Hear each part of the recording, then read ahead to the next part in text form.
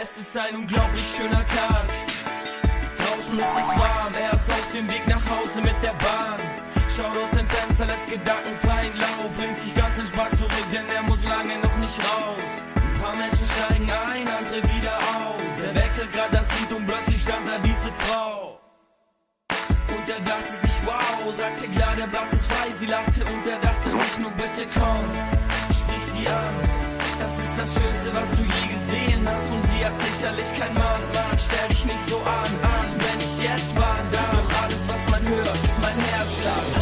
Was soll ich nur sagen, irgendwas knockt mich aus. Ich bin ein Versager, will ich mich doch nicht trau. Mein Kopf ist voller Wörter, doch es kommt nichts raus. Sie steht auf und steigt aus. Bye, bye, bye, bye, meine Liebe des Lebens.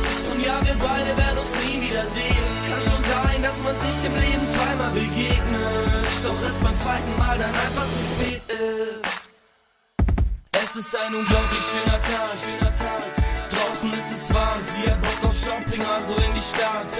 Sie braucht so Sachen, die Frauen halt eben brauchen. Bikini, eine neue Tasche und außerdem will sie schauen, also los, ab in die Bahn. Zieht sich ein Ticket, 4,70 für die Fahrt, ist ja ganz schön hart. Doch dann sieht sie diesen Typ, findet ihn süß, setzt sich extra zu ihm hin und denkt sich, bitte, bitte, bitte, bitte komm, sprich mich an. Es ist ganz egal, was du jetzt sagen würdest, ich spring darauf an. Also komm, komm, komm, du bist mein Mann, Mann. Wir gehören zusammen, wenn ich jetzt warn, dann ich hör mein Herz warm. Was soll ich nur sagen, irgendwas lockt mich aus. Soll ich es wagen, falls er sich doch nicht traut? Mein Kopf ist voller Wörter, doch es kommt nichts raus. Ich steh auf und steig auf. Bye, bye, bye, bye, meine Liebe des Lebens.